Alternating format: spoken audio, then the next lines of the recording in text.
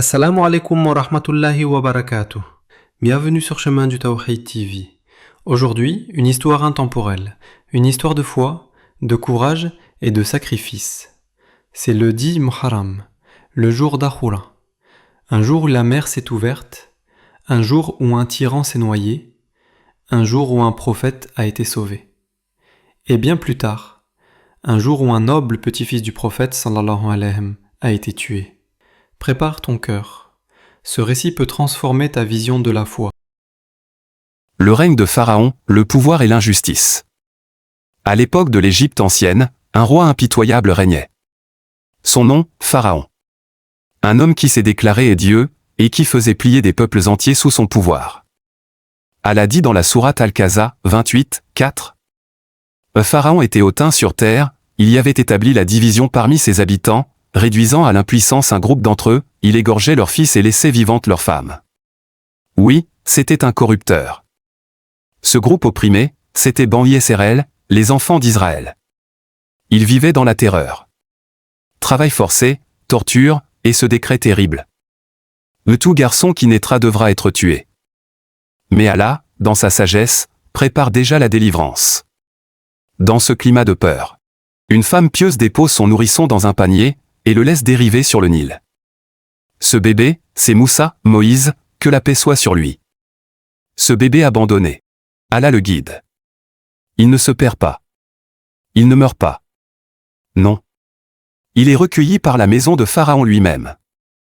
Et nous inspirâmes à la mère de Moussa, allaite-le. Et quand tu craindras pour lui, jette-le dans le fleuve. Et ne t'inquiète pas et ne t'attriste pas. Car nous te le rendrons et ferons de lui un messager.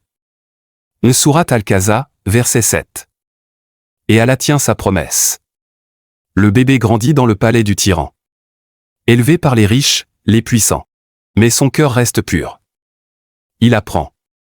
Il observe. Il voit l'injustice. L'incident et l'exil un jour, Moussa intervient dans une bagarre entre deux hommes. Dans sa volonté de défendre un faible, il donne un coup. Et tue involontairement un homme. Pris de remords, il se tourne vers Allah. Ô mon Seigneur, je me suis fait du tort à moi-même, pardonne-moi. Le sourate Al-Kahf, 28, 16. Et Allah lui pardonne. Mais la nouvelle se répand. Pharaon veut le tuer. Alors Moussa fuit. Il quitte l'Égypte, seul, sans armes, sans argent. Mais il n'est pas abandonné. Peut-être que mon Seigneur me guidera vers le droit chemin. Et 28, 22. Le séjour à Madian, il arrive à Madian, où il rencontre deux jeunes femmes pieuses. Il les aide à puiser de l'eau pour leur troupeau. Et l'une d'elles dit à son père, « Ô mon père, engage-le. Le meilleur que tu puisses engager est celui qui est fort et digne de confiance. » 28, 26. Moussa se voit offrir un foyer, du travail, et même le mariage. Il passe plusieurs années dans la paix. Mais Allah a un destin bien plus grand pour lui. L'appel divin un jour, sur le chemin du retour en Égypte, il voit un feu au loin. En s'approchant, il entend une voix. « Ô Moussa, je suis ton Seigneur. Enlève tes sandales, car tu es dans la vallée sacrée de Huo. » Sourate H, 20, 11, 12. Et là, commence sa mission. Allah lui ordonne d'aller vers Pharaon. Va vers Pharaon, car il a vraiment transgressé les limites. 20h24. Moussa demande de l'aide, et Allah lui accorde son frère Hachéren comme soutien. Il est temps de faire face au tyran. Avec la vérité. Moussa, alayhi salam, fort de la mission qu'Allah lui a confiée, retourne en Égypte. Il se rend devant Pharaon, l'homme le plus puissant de son époque, et lui dit avec fermeté, « Ô Pharaon, je suis un messager de la part du Seigneur de l'univers. » Sourate Al-Araf, 7, 104. Il l'appelle à adorer Allah, l'unique, à cesser son injustice. Mais Pharaon se moque. Il l'accuse d'être un sorcier, un menteur. Et qu'est-ce que le Seigneur des mondes ? Demanda Pharaon avec arrogance. Moussa répondit, le Seigneur des cieux, de la terre et de ce qui est entre eux, si seulement vous aviez la certitude. Sourate Ash-Shu'ar, 26, 23-24. Les miracles du bâton et de la main blanche pour appuyer sa mission, Allah accorde à Moussa deux signes, il jette son bâton, et il devient un serpent immense et vivant. Il retire sa main de sous son vêtement, et elle ressort blanche, éclatante de lumière. Mais Pharaon nie. Il pense pouvoir défier Dieu. Alors Allah envoie sur lui et son peuple des fléaux successifs, comme avertissement, nous avons donc envoyé contre l'inondation, les sauterelles, les poux, les grenouilles et le sang, des signes explicites. Mais ils s'enflèrent d'orgueil et demeurèrent un peuple criminel. Et Sourate Al-Araf, 7, 133. La fuite de nuit, quand la foi est mise à l'épreuve finalement, Allah ordonne à Moussa de fuir avec son peuple en pleine nuit. Des milliers d'hommes, femmes, enfants marchent en silence. Mais à l'aube, ils entendent des bruits terrifiants, c'est Pharaon et son armée qui les poursuivent, armés, prêts à tuer. Le peuple panique. Il crie, ils vont nous rattraper. Mais Moussa garde sa confiance. Il dit avec assurance, jamais.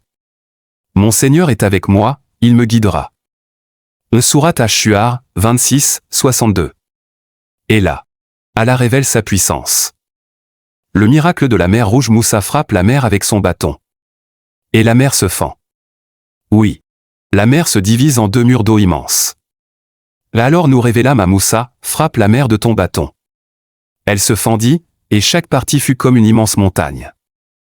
Sourate Ash-Shu'ar, 26, 63. Les enfants d'Israël traversent.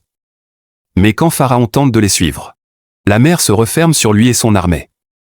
Et au dernier instant, alors qu'il se noie, Pharaon dit, je crois qu'il n'y a d'autre divinité que celui en qui ont cru les enfants d'Israël. Mais il est trop tard. Maintenant? Alors qu'auparavant tu désobéissais et tu faisais partie des corrupteurs? Sourate Yunus, 10, 91. Le jeûne d'Akoura, une sunna prophétique des siècles passe. Puis vient le dernier messager d'Allah, Muhammad. Quand il arrive à Médine, il remarque que les Juifs jeûnent le 10 Muharram. Il leur demande pourquoi. Ils répondent, c'est en ce jour qu'Allah a sauvé Moussa et noyé Pharaon. Moussa a jeûné ce jour-là par gratitude. Le prophète répond, nous avons plus de droits à Moussa qu'eux. Le Sahih Bukhari, numéro 3943. Alors il jeûne ce jour, et ordonne à ses compagnons de le jeûner aussi. Les mérites du jeûne d'Akoura, Abbé Kadda rapporte que le messager d'Allah a dit, le jeûne du jour d'Akoura expie les péchés de l'année précédente. Le Sahih Muslim, numéro 1162. Mais pour se distinguer des gens du livre, il a recommandé de jeûner aussi le 9 Muharram, selon Ibn Ab, lorsque le prophète a jeûné le jour d'Akoura et ordonné de le jeûner, les compagnons dirent au messager d'Allah. C'est un jour que les Juifs et les chrétiens vénèrent.